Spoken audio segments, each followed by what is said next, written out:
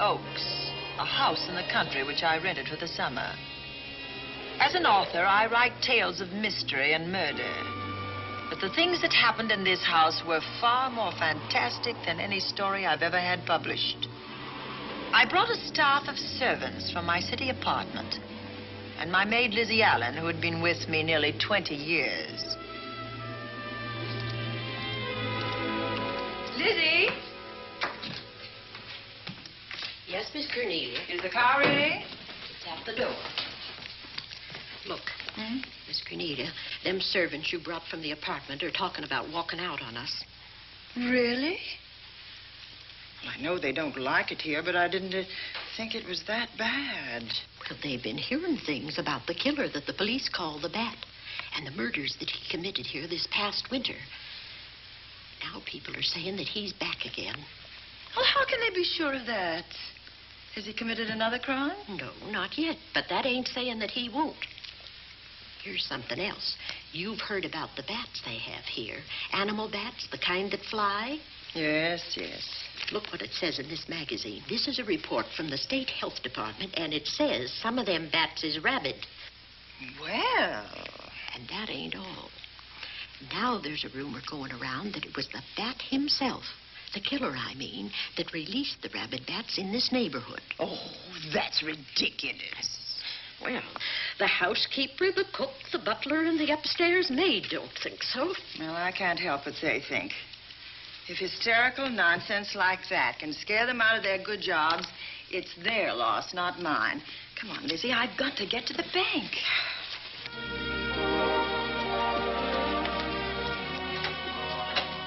Drive directly to Zenith Bank, Warner. I'm afraid we'll have to hurry. It's near closing time. I'll get you there, Miss Van Gorder.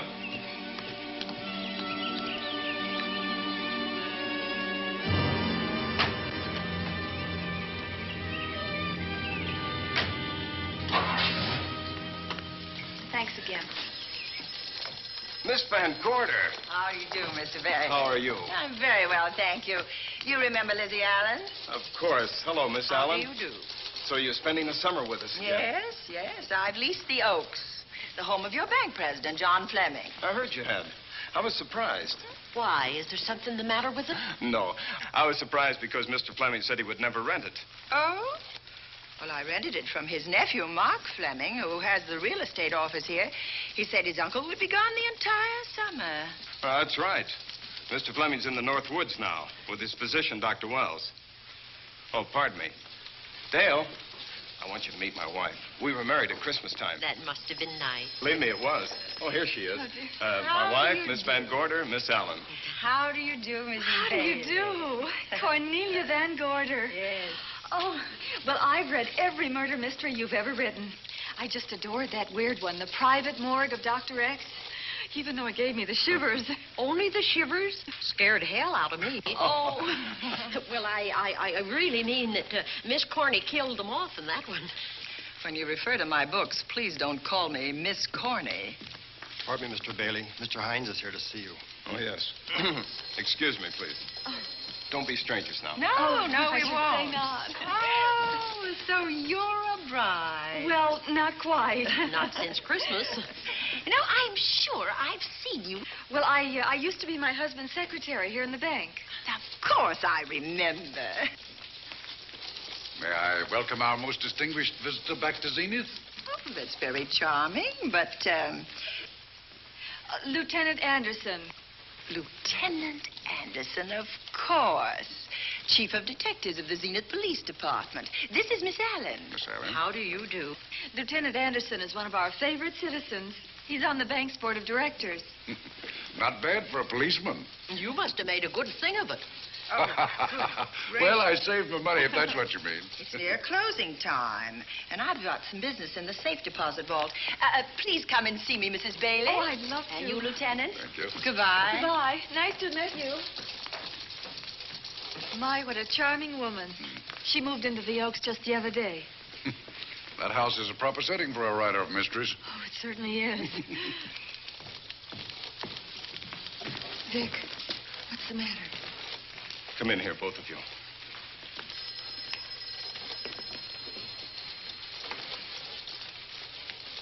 Andy, we're in trouble. Wendell Hines came in to pick up $350,000 worth of bonds that we were holding as collateral for a loan. They were kept in our special vault. Mr. Fleming and I are the only officers of the bank who have access to that vault. So? The Hines bonds are gone. That's not all. Other negotiable securities are missing. From what I can gather, short of a careful check, the bank has been looted of over $1 million worth of securities. You'll have to notify Fleming. I wish I could talk to him. Unfortunately, he and Dr. Wells are deep in the woods.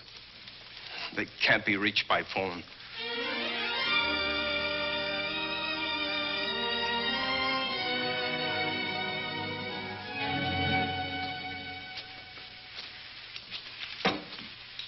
What is it?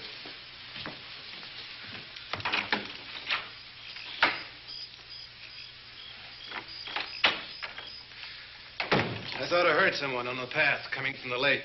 Had an idea it might be that guide of ours. Oh, Sam won't show up until morning. It's a 20-mile canoe trip from here to civilization. 5 will get you 10. Sam has a message for me. I thought you told him at the bank not to bother you. I did, but they'll bother me. Doctor.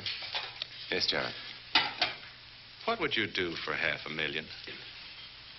Anything short of murder. Why not murder? Too messy. Too great a risk? For $500,000? Yes. I pinched $1 million from the bank. Well, I'm not kidding. I embezzled it. Not that I think you wouldn't do it if you thought you could get away with it.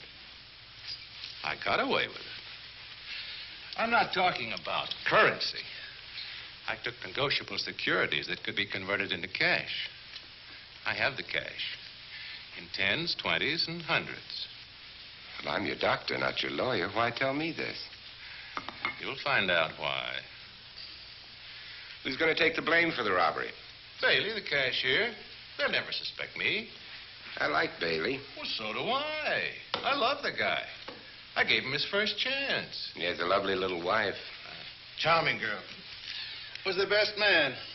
Where's the $1 million? In my family's tomb in Zenith. In the crypt with my father's casket. I don't buy that, John. No? No. You forget that I had you in charge when you were a very sick man. When you raved in delirium. And I heard you talk about a hidden room. Now, where else could you put a hidden room except in that mansion you built? That white elephant you call the Oaks. Look, everyone knows I have a bad heart. Now, who would doubt it if you wired the bank directors that my heart had failed? That I had fallen from a great height here in the woods. And that I was badly smashed up. You could ship the body back for burial and instruct them not to open the casket due to the condition of its contents. Well, you realize, of course, that we'd have to have a body to put in that casket, which means that we'd have to deal with an undertaker at this end. Of course. Well, where do we get a body? Couldn't we provide one of our own? How about Sam? Sam, our guide?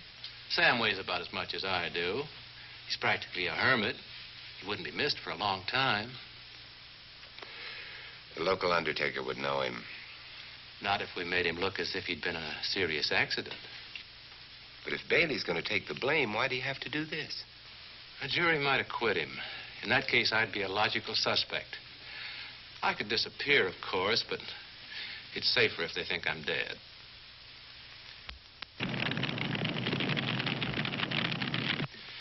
What if I don't go for this deal?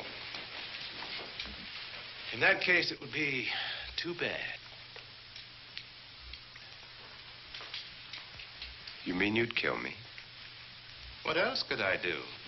Now that I've told you about the $1 million, I'd say you were shot in a hunting accident. Now, look, Doctor, if you can find another body instead of Sam's, it's all right with me. There's $500,000 in it for you. I'll do my best. I smell smoke. So do I. What's that noise? Look, Doctor, the woods are on fire. It's coming this way. We've got to get out of here. Out the back way. We will. As soon as I provide that body we were talking about.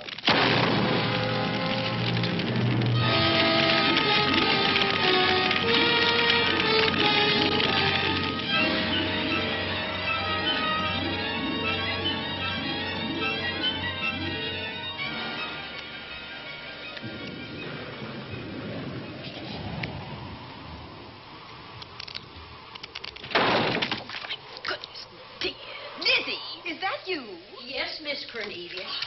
There's a storm coming up, and it's gonna be a snorter.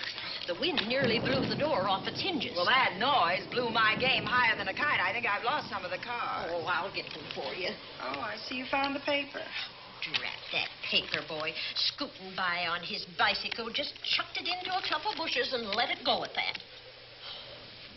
For land's sake, Mr. Vic Bailey's been arrested. Oh? I think. Victor Bailey, vice president and cashier of the Zenith Bank, was arraigned before United States Commissioner Alvin Fielding, charged with the embezzlement of over $1 million. I can't believe Vic Bailey had anything to do with that robbery. Oh, well, I see our landlord is home again. Landlord? Mr. Fleming. Dr. Malcolm Wells is back in town with the body of John Fleming, president of the Zenith Bank, who was killed in a forest fire. Mr. Fleming will be laid to rest in his family's tomb on Friday. And I hope he stays there. Well, why shouldn't he? Well, this is his house. And ever since he died, some funny things have happened here. For instance? The housekeeper, the cook, and the butler said that they heard strange noises at night. And the upstairs maid swore that she met a man without a face coming up the back stairs. Oh, so that's why they quit and left me to run this place without a staff. They didn't tell you, Miss Corney, but the truth is they were scared to stay. But you're still here, Lizzie. Haven't you seen anything? No. No, and even if I had, I ain't afraid of ghosts. They're afraid of me. Honest, Miss Corney, a spiritualist told me once that ghosts was allergic to me. But this Bat feller they keep talking about in the paper, I guess he'd be different. No, I don't think you'd have the same effect on him. Oh, dear. What are they trying to do? Drive people away from this part of the country? Why, what does it say about the bat? His specialty seems to be killing women. My goodness, 2 of them in one night. All his victims died the same way, like their throats had been ripped open with steel claws. That's a charming little caper. I'll have to try it sometime. In a book.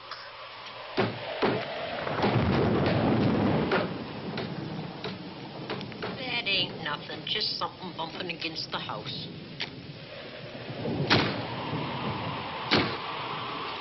That's just the wind banging a door. Pay no attention to it. Listen to this. One of his victims, who lived for a moment after she was found, described the bat as a man without a face. Honest, Miss Corney, I think that woman must have been exaggerating.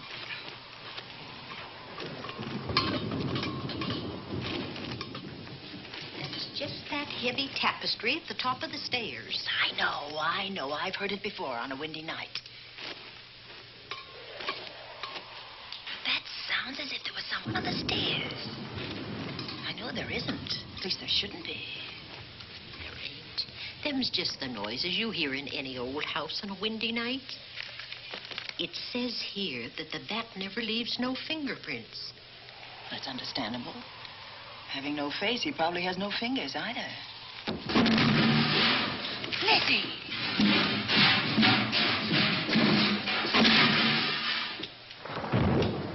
And that, I suppose, is the cat dropping its dentures. No, I don't think so. But I think it's something should be looked into.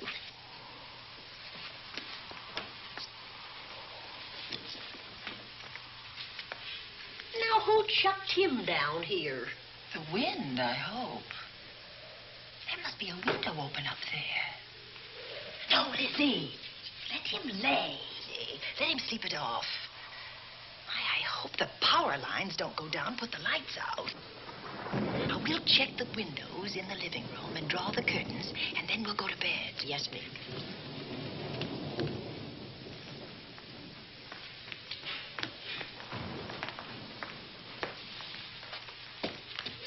I won't be a minute.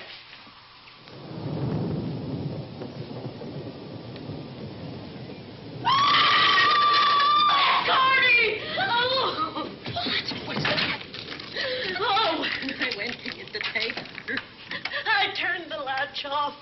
I forgot to turn it on again. He's out there. He was coming in. He might have got you. Oh, but he didn't, and he's still out there, thanks to you. Now, you hurry now, and we'll call the police. No, I won't leave you, Miss Corny. Are you okay? Yes, ma'am, I'm okay. Okay.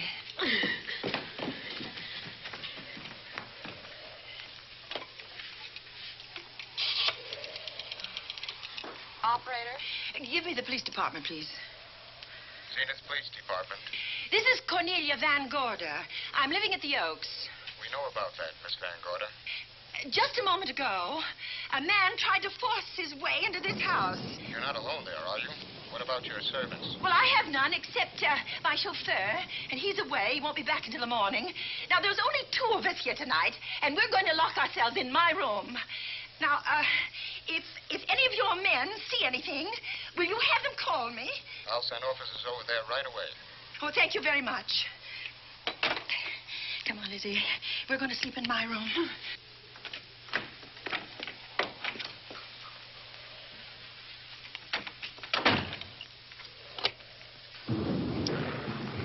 Well, nothing can get at us in this room now, I think.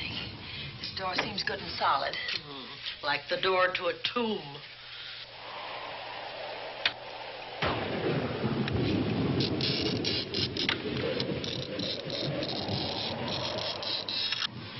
I think that couch will be comfortable.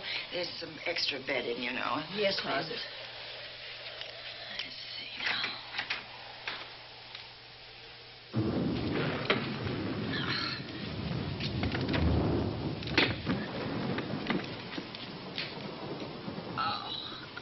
Huh? No bolt. Well, that's not so good.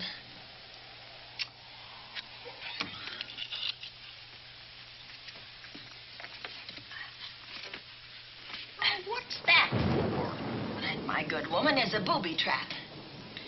If anybody tries to open this transom, this will be knocked off, and we'll hear it fall.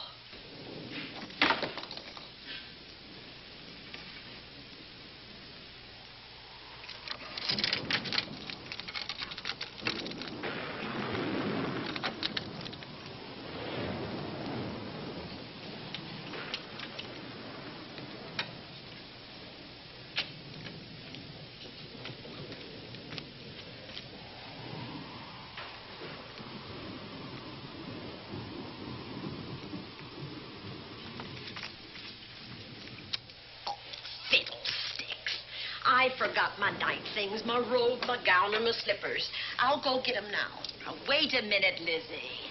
I'll go with you. Now, don't you bother, Miss Cornelia. My room's just down the hall. Lizzie, I told you to wait. It's all right. I'll only be a second. Get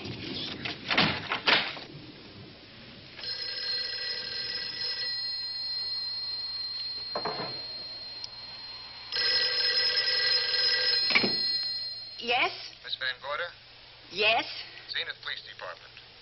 There's a police car just outside your house, and the officers in it have reported that there's no sign of a prowler anywhere on the grounds. Oh, the man's inside now. He's in the hall, just outside my bedroom.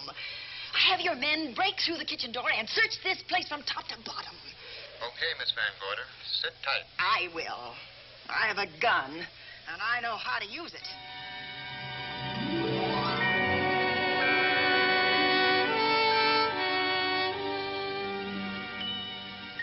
Oh, relax.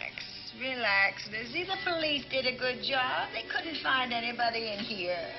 But we both saw him, Miss Cornelia. All right, so he got away. But there are men on guard outside, so just try and get some rest. There's nothing can get at us here.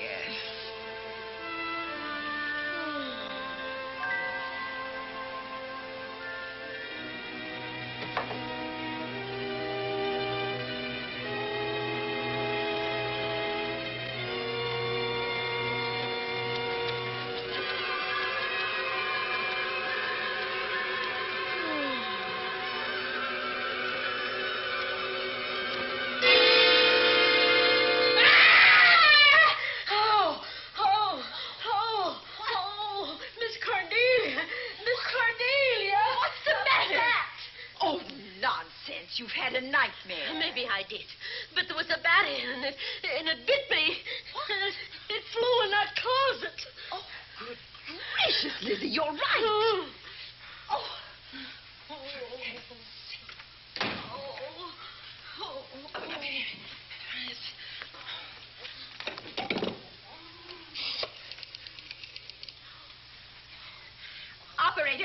Operator, will you get me Dr. Malcolm Wells' office, please? No, I don't know his number, and I have no phone book up here, but this is an emergency. Will you connect me with his office, please? Oh, dear, I'm going to get the rabies. Hello? Hello?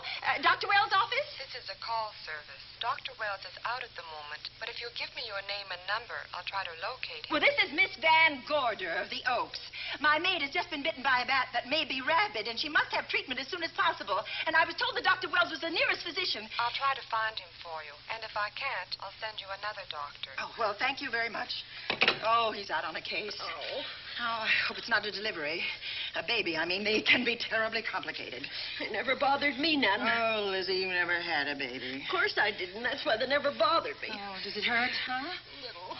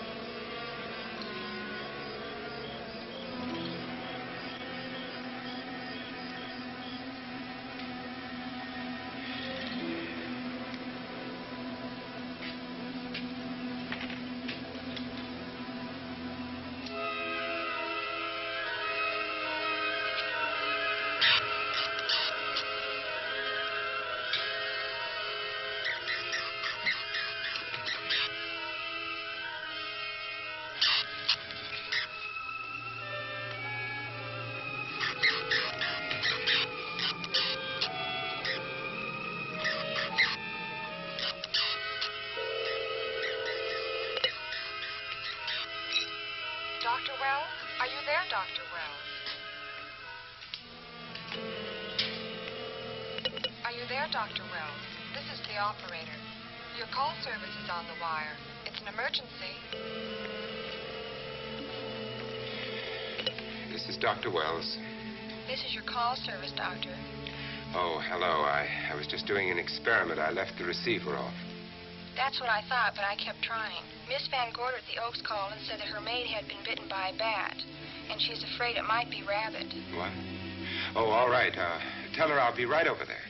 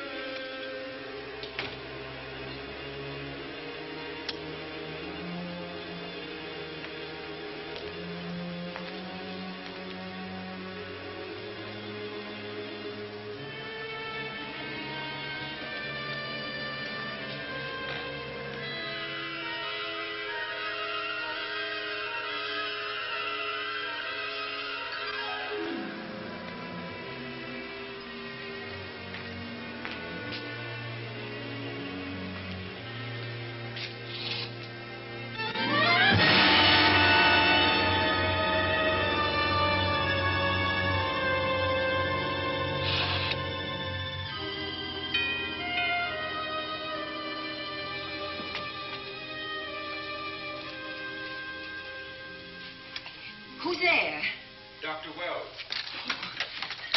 Come in. Good evening. Oh, I'm so glad they found you, Doctor. Well, I reached my office shortly after you called. How is your maid? Is she in any pain? No, she doesn't seem to be. Did the bat get away? No, I believe it's still in my bedroom. Oh, good. I'll want to examine it. There you go, Miss Allen. Now you feel better? Doctor, have I got the rabies? Well, I can tell you better after I've examined the bat's brain under a microscope. That thing's got a brain? Oh, you'd be surprised. Well, where is it? I think the little darling is in that closet. Oh. You know, it's a pity you leased this house, Miss Van Gorder. Why a pity? Well, my dear lady, I don't want to alarm you, but... Oh, well, after tonight, nothing can alarm me. Yes, I understand. It must have been terrifying. So many unexplainable things have happened here. There's something about the place. Your servants must have sensed it when they walked out on you. An apprehension of disaster. Well, let's see. Aha! Yes. There he is. All right, now. Take it easy. Nobody's going to hurt you. Quiet now. Quiet. And he looks quite normal. Doesn't seem to be sick at all. Oh, ain't that nice? I've been worried about him. Well, you should be. From his appearance, I'd say that he doesn't have any infection. In which case, you've had a narrow escape. Now, you take one of those tablets I left for you, and I'll guarantee you a good night. And I'll drop in on you tomorrow. Oh, thanks for everything, Doctor. Now, don't worry, I can find my way out. Oh, I know you can, but do let me help you. Oh, don't forget that once I'm gone, you'll have to climb those stairs alone. Oh, I'm all right. I'm armed now. Can you shoot one of those things without shutting your eyes? Oh, Doctor, there are guns in every book I've ever written. I don't write about things I'm unfamiliar with. Lock the door, Lizzie. Good night. Yes, ma'am. Good night, Doctor. Accident? No, the wind blew him down. Oh. I think. Oh. Did you know that young Mark Fleming leased you this house without notifying his uncle? No, I didn't. Well, it doesn't matter now. John Fleming is dead and Mark's his heir. But if John were alive, he would warn you to leave here, Miss Van Gorder. Really? Yes. It's been a tragic place for anyone who ever lived in it. Well, good night. Good night, Doctor. Who's out there? Nobody you need worry about, Doctor. Oh, it's Andy. That's right. Oh, good evening, Miss Van Gorder. Good evening, Lieutenant. Somebody sick here? My maid was bitten by a bat. Oh? A rabid bat? Well, I'll know for sure when I get to my lab. I caught the bat. It happened indoors? In my bedroom. How'd it get in? Well, there are many ways a bat could get in a house. You ought to know. I spotted this hole in the window the minute I got here. Why? That's where the two-legged bat got your door open. Miss Van Gorder told me that she phoned headquarters at Zenith. Yes, I phoned twice. The second time was after the prowler got in the house. Weren't you at headquarters, Andy? No, but they contacted me. An officer came and searched the house from top to bottom, but they couldn't find the bat. You better have this window fixed tomorrow. Oh, yes, I certainly shall. Listen, I'd better be going. I'm due in surgery at 8 o'clock in the morning. Good night. Good night, Doctor. There'll be a man patrolling the grounds all night, Miss Van Oh, Gorder. thank you. And nobody inside, Andy? Why should there be? Well, how do you know but what the bat is hiding somewhere in the house? I'm quite sure he isn't in the house, Doctor. Not now. Good night. Good night.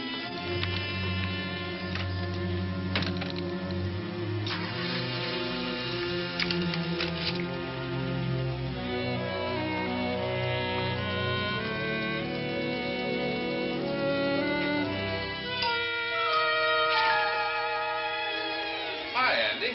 Hello, Mark. Well, congratulations. Real estate business must be picking up. New office, new furniture. New deal. How do you like it? It looks expensive. Are you squandering your inheritance? Oh, I haven't got it yet. Well, the paper says John Fleming left his entire fortune to you. Funny thing about that entire fortune is that we can't find it. No kidding. Oh, all Uncle John had in his bank account was a couple of $100. And his safe deposit box was empty. If we don't find that missing million, mine will be empty, too. How come? Well, all my savings were invested in Zenith Bank stock. The examiners won't certify the bank as solvent until those stolen securities are found. So the stockholders have voted an assessment that will wipe some of us out. It's a since those securities have been converted into cash. And if I can't find that cash, I'm sunk. Well, where are you going to look for it, Andy? Here in Zenith. Your uncle wouldn't take $1 million on a hunting trip, would he? You suspect Uncle John? Why, Andy, he founded the Zenith Bank. That'd be like robbing the family tomb. You think he wouldn't? Well, besides, Vic Bailey's fingerprints are all over the vault. Now, they didn't find any of Uncle John's fingerprints. Because he wiped them off. Can the defense prove that? They'll try to. Judy Hollander, Bailey's secretary, is a defense witness. And they believe her testimony will have a powerful effect on the jury. Oh, well, she has a powerful effect on me. Judy's a doll. Here's the book you mentioned, Judy. It's your newest one. Yes, it's just been published. You can have that copy if you wish. Oh, it's a first edition and you've signed it. Yes, of course. Thank you so much. May I serve tea now, Miss Van Gorder? Yes, please do, Warner. Thank you.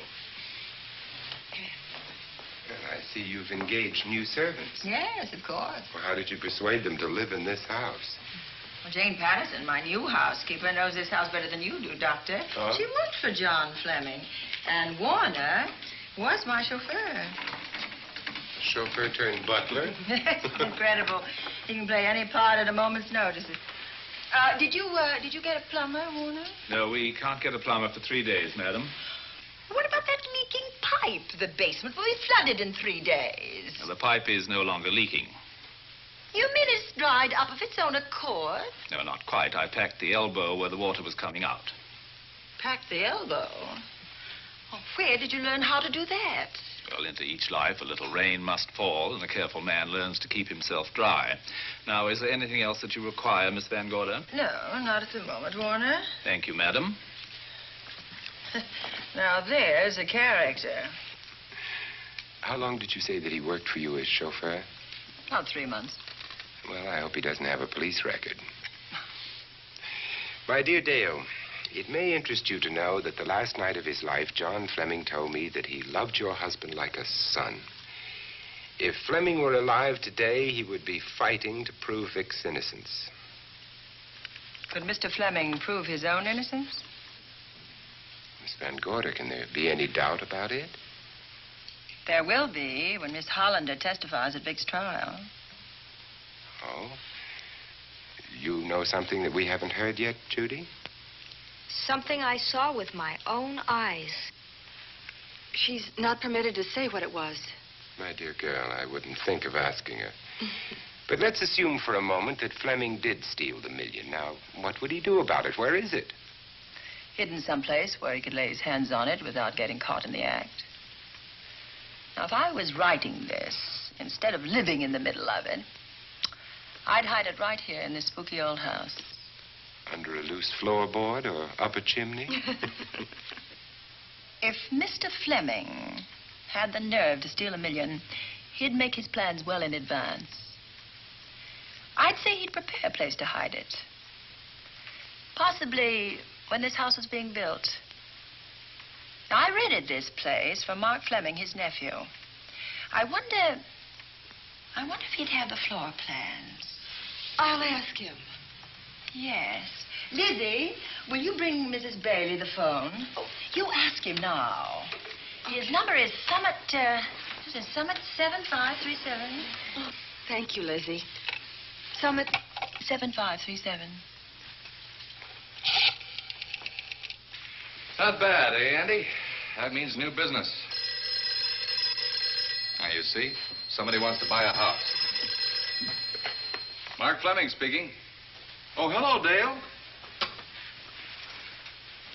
Well, hang on a minute, honey, while I see if I have him. It's Dale Bailey, all excited. Miss Van Gorder wants to know if I have the floor plans of the Oaks. Now, what would she want with the floor plans? Well, she suggested to me that your uncle might have hidden the bank loot there. Are the plans here? Well, somewhere in the house itself.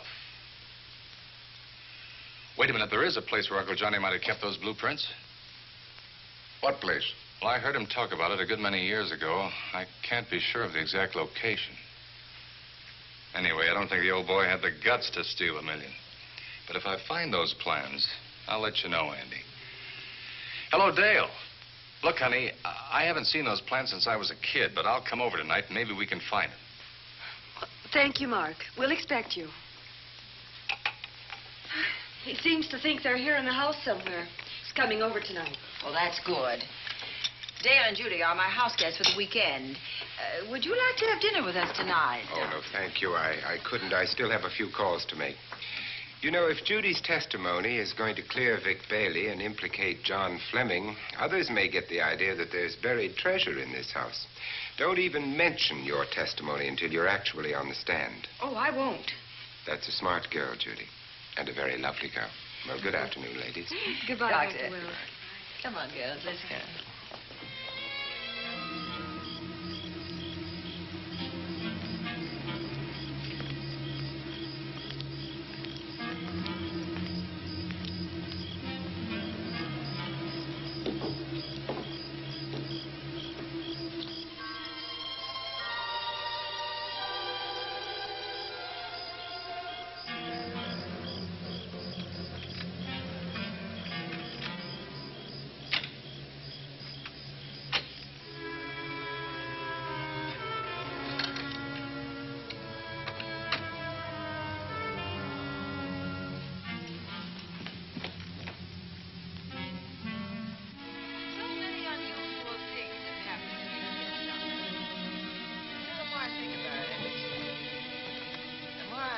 I should be putting them down on paper. Weren't you your husband's secretary, Dale? Yes, I was. Do you take shorthand? Mm-hmm. Well, my dear, if you'd like to have your mind occupied, I want you to work with me while I write the story of this fantastic criminal, the Bat.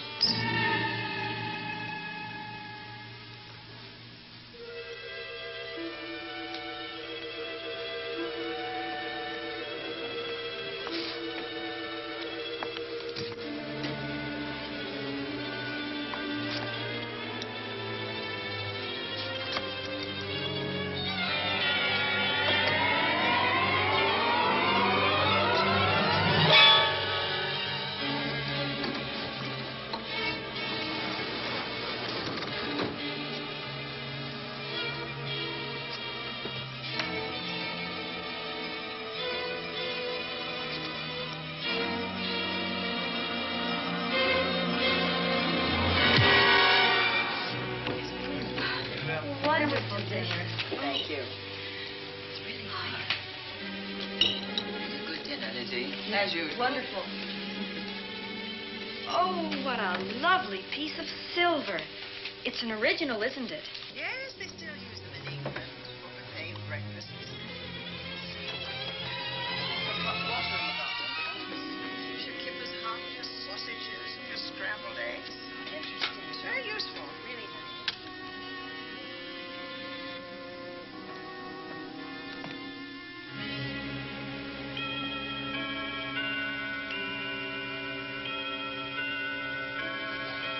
Clock hasn't struck the hour in the last 10 years, if I'm to believe what Mark Fleming told me.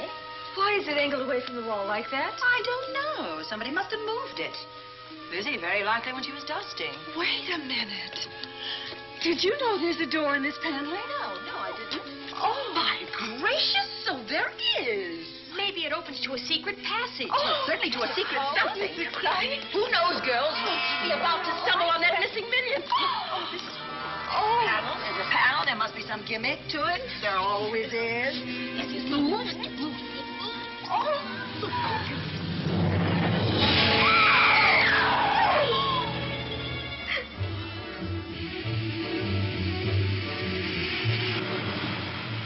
Calling car 11. Calling car 11. Proceed to the Oaks in Zenith Township immediately. A homicide has been reported. Okay. proceeding to the Oaks. Notify the county coroner, Dr. Wells. Tell him to come to the Oaks at once.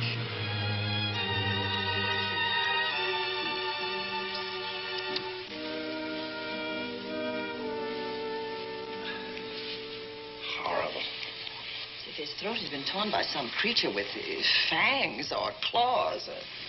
That's his sign. We found it on the others he killed. I'd hoped those reports that he was up to his old tricks again were pure imagination, but apparently they're based on fact. He's come back. Back to the scene of his kills. Yes, that's who I mean. That's who did this. The bat. Who found Mark? We all did. And it's Dale and Judy and I. Lizzie was in the dining room. This is my new housekeeper, Jane Patterson. You know, she worked for John Fleming. I know her. Where were you, Mrs. Patterson? In the kitchen, cleaning up. I cooked the dinner tonight. Did you know that the secret closet was here? It was behind the grandfather's clock. Well, it was I who found it, really. Noticed the clock had been moved and the door wasn't quite closed. I'll get it.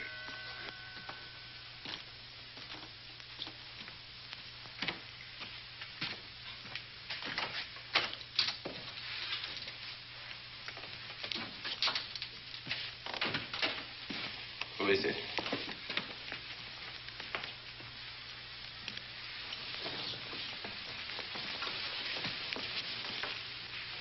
Mark Fleming. As coroner, you saw the same wounds on the others. How long's he been dead? Oh, I'd say about a half an hour.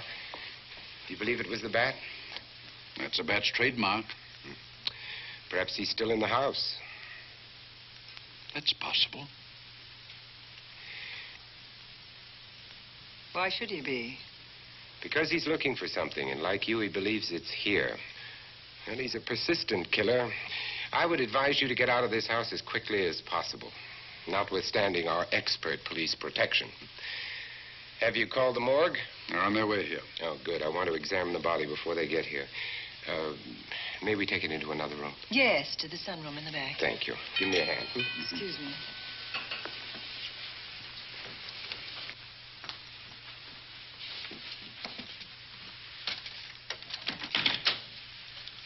Oh, Warner, where have you been?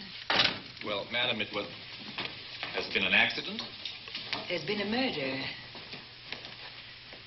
Mark Fleming, the young man from whom I leased this place, was killed here tonight. They know who did it? Well, they believe it was the bat. I'm sorry I had to use the front door, Miss Van Gorder, but I forgot my keys, and when I rang the bell at the kitchen door, there was no response. Oh, this is Warner, Lieutenant. He's my butler. He was my chauffeur. Why'd you promote him? But it's very difficult to find a butler. They don't like service in the country. Have you been a butler before?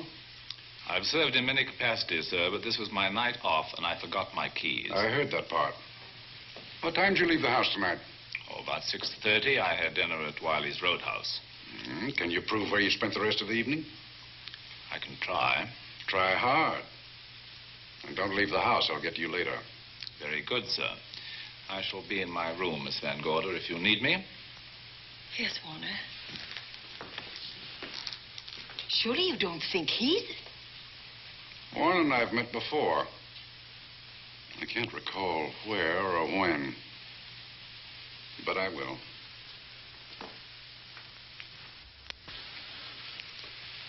There'll be a crew here shortly from headquarters, dusting for fingerprints, taking photographs. But in the meantime, Mrs. Patterson, you aren't leaving the house tonight, are you? No, Lieutenant. Don't. I'll talk to you in the morning. Good night. Good night, sir. Good night, Miss Van Gorder. Dale, I was with Mark Fleming this afternoon when you talked to him about the floor plans of this house. I heard him tell you he was coming here tonight. Dale called him at my request. She told me he was coming. Who else would I tell you that? Judy, Lizzie. And that nice Dr. Wells. Dr. Wells. There are a few killers who kill for the fun of it. The bat very likely is a mental case, and I'm convinced that his crimes are motivated by his mania for personal gain. There's $1 million at large.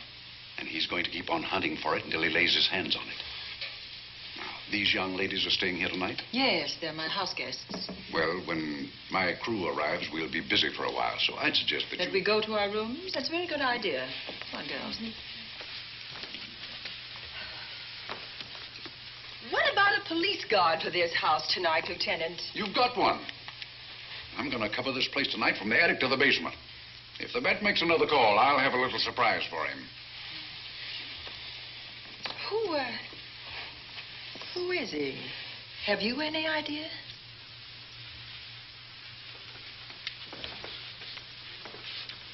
He could be anybody. So far, there are clues to his identity, but nothing we could take before a jury. I'm afraid we must look higher than the criminal world. He may be a merchant, lawyer, doctor, scientist, one of the pillars of his community. Ladies, lock your doors tonight. Stay behind them. I promise you you'll be safe. Good night. Good night, Lieutenant. Good night.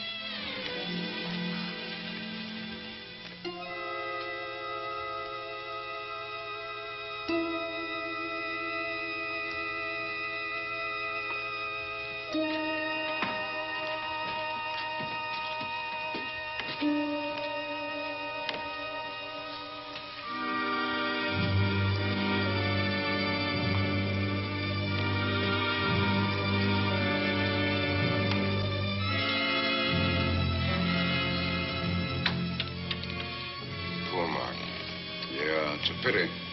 So young. Well, Doctor, do you agree it was the bat? In my report, I shall say the death was caused by the same technique used in the other killings. A paralyzing blow to the throat, followed by severe lacerations of the jugular, resulting in excessive hemorrhage. In a layman's language, he didn't know what hit him. Oh, he knew. But he didn't have time to think about it.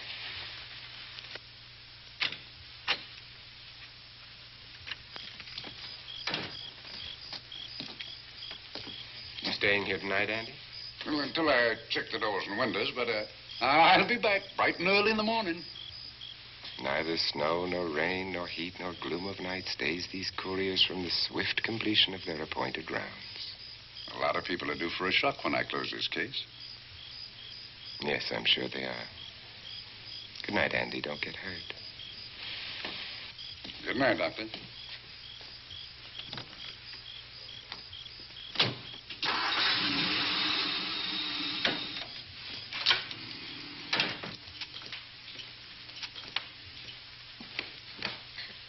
You know, I think we'd better let you get some sleep. Oh, Lizzie and I share this room for mutual protection. You know, one night, a storm blew the wires down, put the lights out, and I went out the next day and bought a half a dozen of these things. You better take one with you, Dale. Oh, thank you. We'll go across the hall now. Are you sure there's nothing else you need? Oh, no. Quite sure. We'll be all right. Well, if anything bothers you, you just sing out, and two strong women will come to your rescue.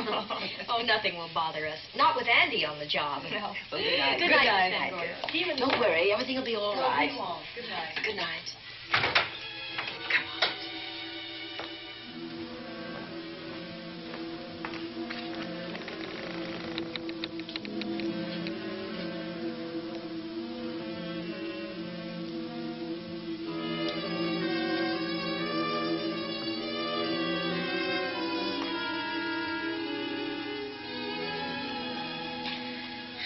I don't think I'll sleep tonight. Me neither. All I can see is poor Mark Fleming staring at us. I thought that when people died, their eyes closed, as in sleep. Don't think about it. I'll bet you're thinking about it. No, I was thinking of my poor husband sleeping in jail tonight. Oh, Judy, I love him so much.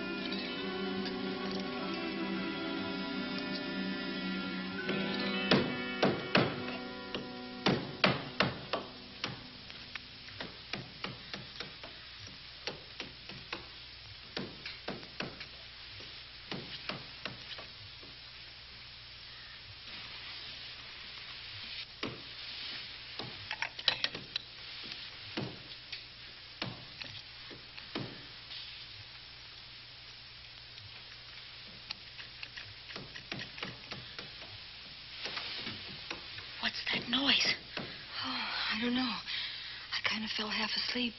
For a moment, I thought it was something from a dream. It's somewhere in the house. Yes, on the floor above. Not directly over us. Probably a room overlooking the driveway.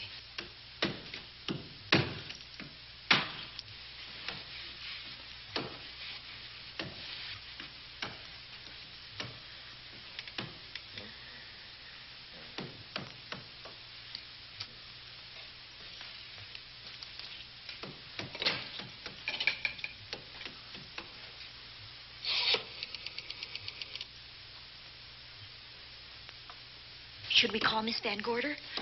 She'll hear it. How can she help but hear it? Oh, besides, we don't want her to think we're a couple of hysterical women. Well, I'm about to become one. Dear. I've had it for one night. Dale, you're not going out in that hall. I want to know what's happening up there. But Lieutenant Anderson said if we stayed behind our locked doors, we'd be safe. Dick isn't safe locked up in that jail. Suppose that stolen money is in this house. Mark Fleming seemed to think it was.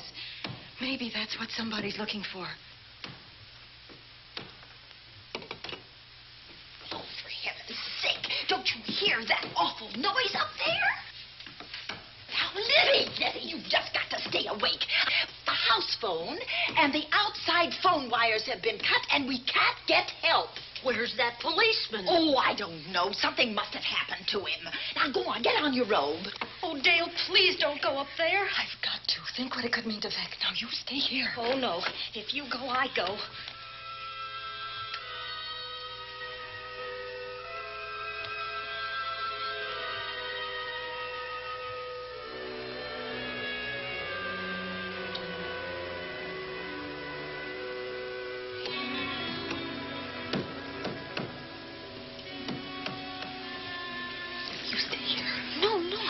Go up there alone. You wait here. I'm going to see what it is. Oh, please let me go with you. Judy, will you warn me if anyone comes? I'll only be a moment. Now, wait.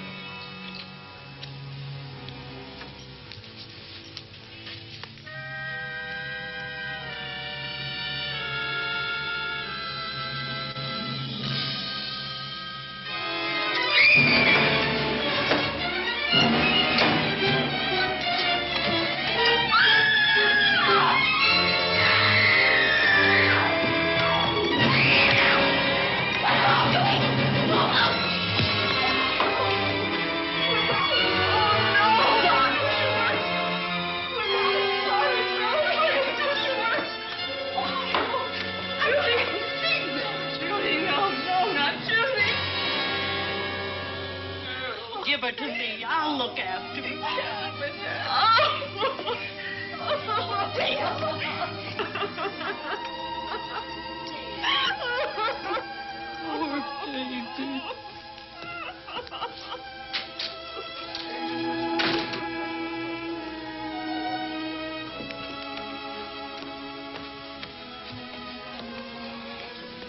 Judy.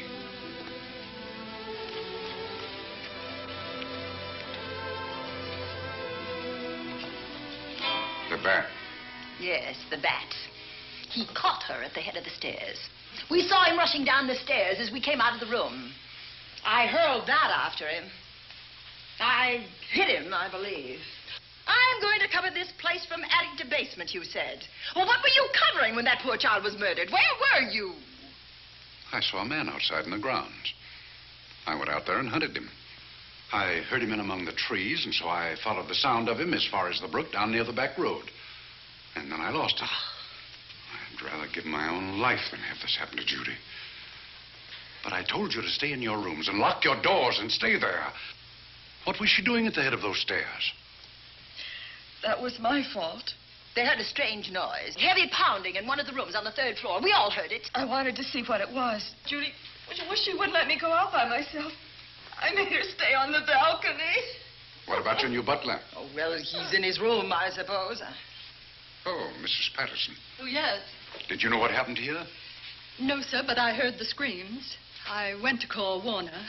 We have rooms on the same floor, but he wasn't in his room. His bed hasn't been slept in.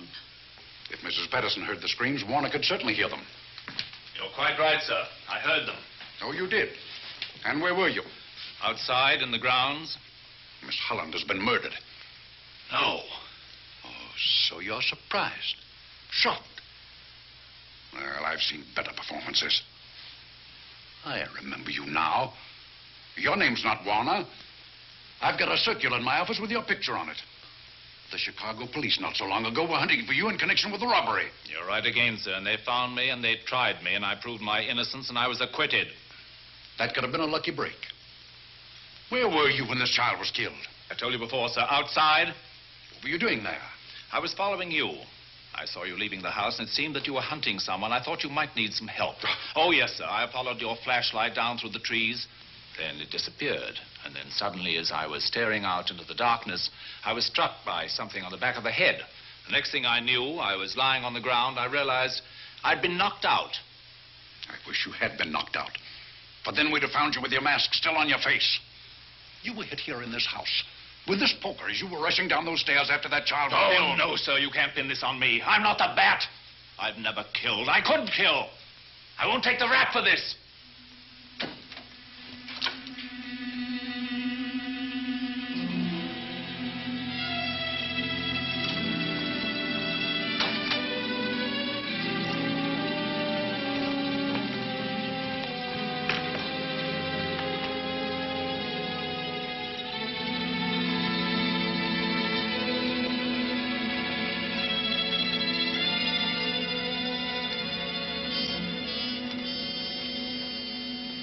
Doctor. We have another case for the county coroner. You see, the bat came back. Why did you come back, Doctor? Well, I had an accident about a mile down the road. The right rear wheel of my car came off, and I plunged into the ditch. This was the nearest house, so I came here to call for help. I thought I'd find you around, Andy. Physician, heal thyself. You must have been hit by something on the back of your head. I told you I had an accident. So you did, Doctor. So you did. I could be wrong. But maybe I'm not. We shall see. All right, dear, let's start a new chapter. For days, the murders held the headlines. Lieutenant Anderson grilled us and ransacked the house from top to bottom. Warner was not placed under arrest, but his every move was watched. At night, except for a detective on guard in the house, the police and the reporters left us alone. And on one of those nights, without telling Lizzie or anyone else, I pursued a secret investigation of my own.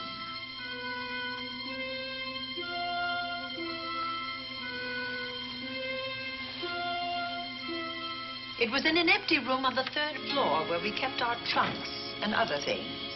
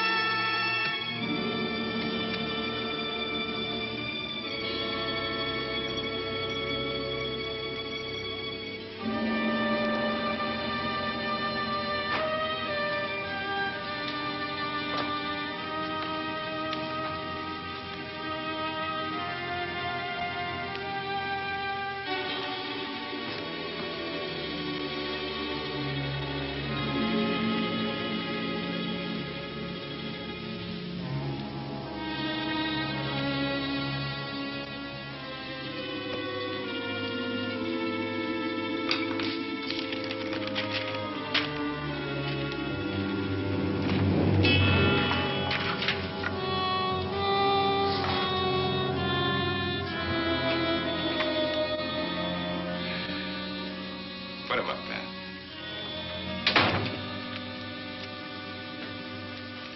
It's a bright idea to kill me in my own lab and let people think that I'm the bat. But you had to kill me first. What was it to be? Ambush? And clever as you are, you're not smart enough to do that. Nor were you smart enough to find the money, though you came quite close to it. But I know where it is. And when you're dead with that sign pinned on your chest, I'm going to collect it and live happily ever after. He destroyed himself. How true that will be. Well, goodbye, Bat. Here's a serum that will heal you whether you're rabid or not.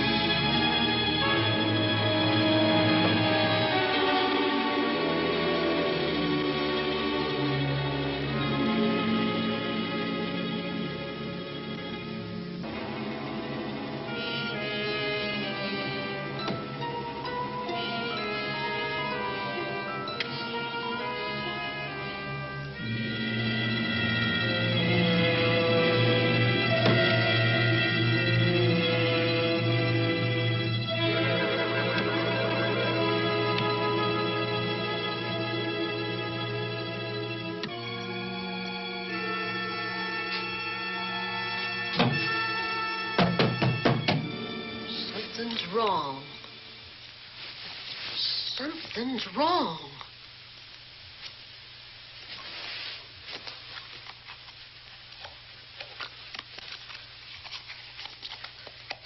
Miss Cornelia.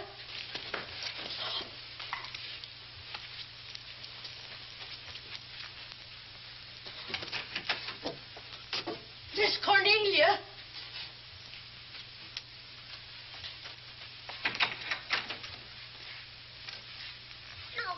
Where would she be going at this time of night?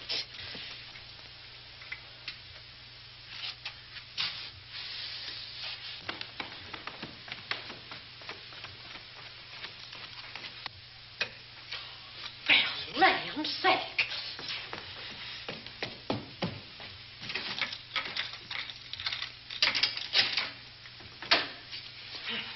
I never.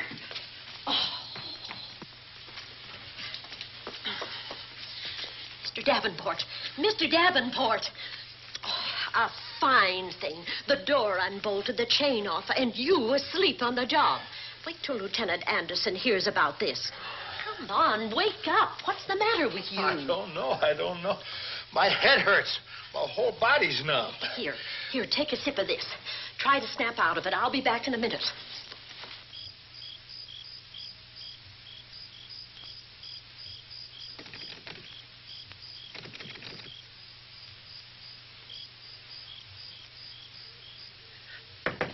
Hurry, will you? It's Lizzie. I'm terribly worried. I can't find Miss Cornelia anywhere, and something's happened to the policeman. I don't know what. Get Warner. Bring him to the drawing room. Tell him we need him.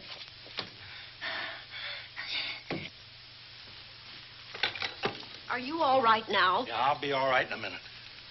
I remember now. I took a drink of wine from that decanter there. Miss Van Gorder told me to help myself. She wouldn't put nothing in it? Well, somebody did. Somebody who knew I was on duty here. Then it was somebody that got Miss Van Gorder. I can't find her anywhere. Upstairs, downstairs, or in the basement. I told the housekeeper to get Warner. Lieutenant Anderson will want to know about this. Hello. Doctor, this is Davenport at the Oaks. We've got trouble here. Well, for one thing, I was drugged. Yeah. But I must have been knocked out because the maid tells me Miss Van Gorder is missing. Well, you better call Anderson and let him know. He's not at home. Well, where is he? Out on a case? What case?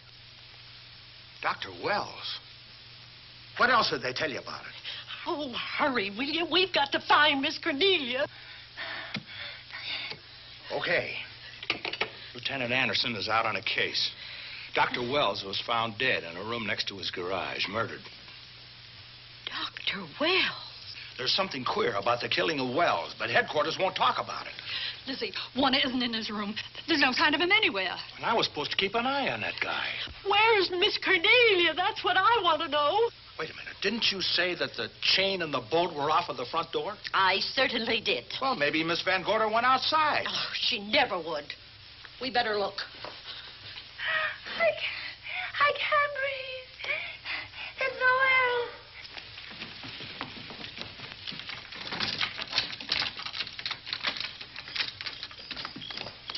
Miss Cornelia. Oh, Miss Van Miss Gorder. Cornelia. Miss Cornelia. Miss Van Gorder. Look. There's a light in that room on the 3rd floor. Were you up there tonight? Well, of course I was, but I turned the lights out before I came downstairs. Then Miss Cornelia might have turned them on again. That's where we're going to look first. Come on.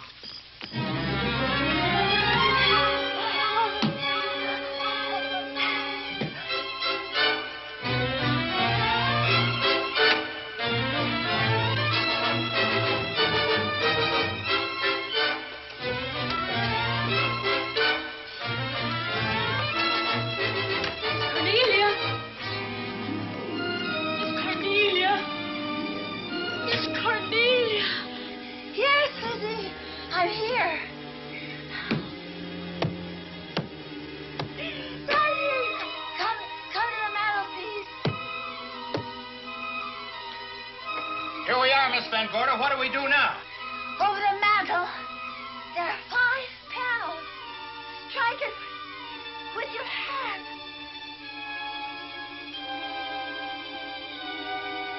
Which panel did you say, Miss Van Gorder? Oh, I can't. I just can't. Miss Van Gorder, which panel? We couldn't hear you.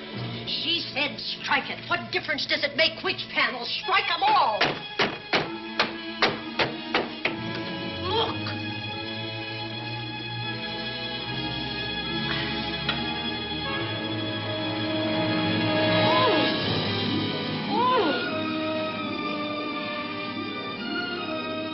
Oh, it's all right now. It's all right, dear. Lizzie's here.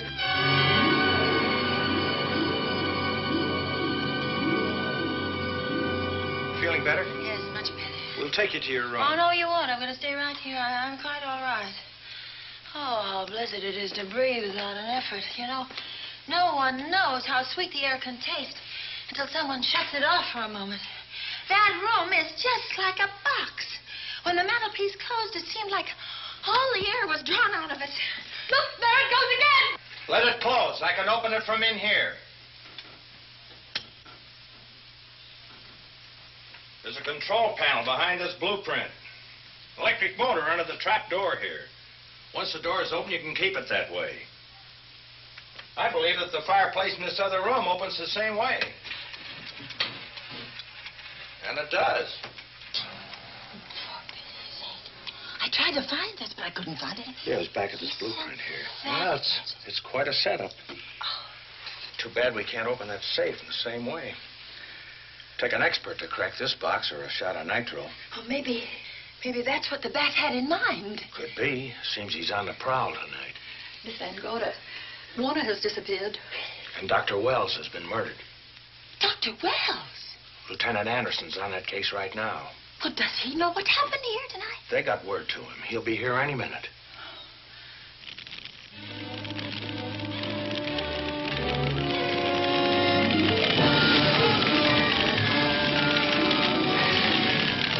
What's that noise? Miss Van Gorder, the garage is on fire. Scott, look at that. Lizzie, put that light out in the other room. Now, where do you go? To report the fire. Well, you just stay right here. Miss Van Gorder, the garage. Well, let it burn. You watch the stair. Can't you see that fire was set to get us out of the house? Out of the house? Were you talking about the... Yes, I'm talking about the bat. Now that the lights are out, he'll think his trick has worked, and we've gone. He'll be here any minute. Well, so will Lieutenant Anderson. I hope so, but the bat will be here first. And he'll kill again if we're in his way. We've got to be as clever as he is.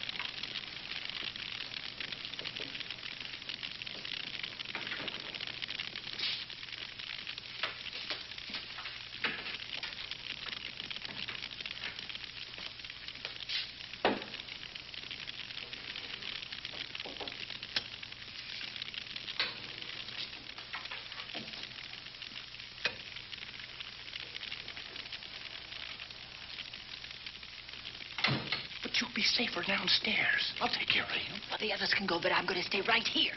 All right, but get out of sight.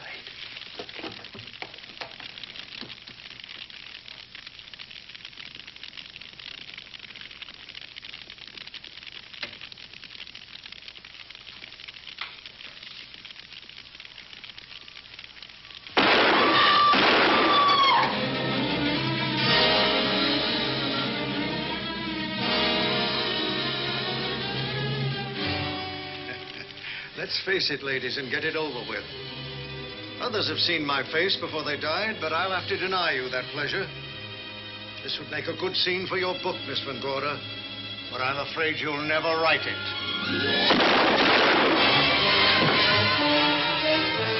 That is Warner. I could tell. You misjudged me, Miss Ellen. Warner! I don't like being a murder suspect, Miss Van Gorder. I was headed for a plane, but halfway to the airport, I changed my mind and came back. I'm glad that I did.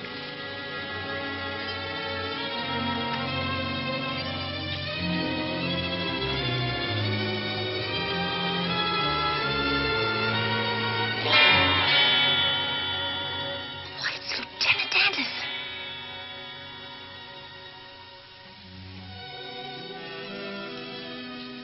Yes, it was Anderson. He discovered the secret of the hidden room and was waiting to get into it. Open up the safe. We found the money in it. A little over $1 million in tens and twenties and hundreds. Good old Andy. With all his ill-gotten gains invested in bank stock. It's rather a clever way to hide stolen money. In the open, as it were. And so respectable. But don't try it. No matter how clever you are, you can't hide murder.